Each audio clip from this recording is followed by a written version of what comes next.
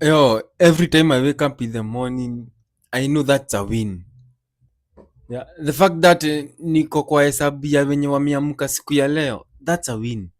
Niko na good health, niko na macho mbili, niko na miguu mbili, niko na makende mbili, niko na kila kitu sawa, yumi.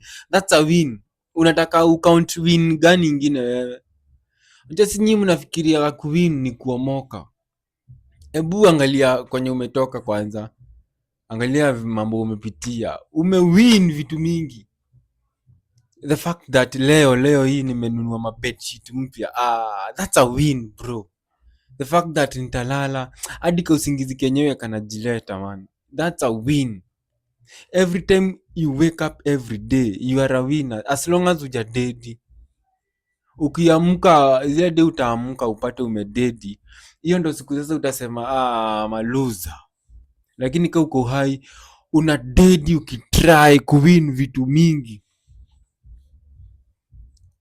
Nikaa kubai ngodha, unabai ngodha, unajua ngodha ukibai hakuna mtu atajua umebai ngodha.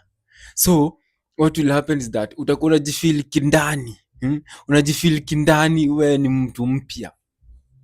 Unatembea tu hivi na madaha kwa barabara, watu wanashangaa huyu msee kwani rada yake. Kumbe bro unajua umewin kitu mahali. Bro kuna watu wa food hizo mafood wapati. Wewe hiyo ugali ndo umepata hiyo githeri. That's a win. Bro, yuko hosi. That's a win. Unataka win nyingine gani? Kila siku kama uko hai, wewe jua you are a winner. You are a winner. Every day you are a winner as long as you are not dead. Bombo clat. So start thanking God. Anza kucount your blessing one by one. Na ukishukuru Mungu ya venye amekufanyia ndo hata apate nini that motisha kukufanya hiyo kitu nataka kubwa. Of course tunajua kila mtu kwa hii dunia anataka kutajirika and that's the fucking truth.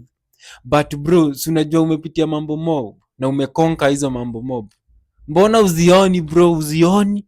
Uzioni hizo? Uzioni? We wacha hizo. You are a winner, we are winners as long as we are alive. Bombo clat.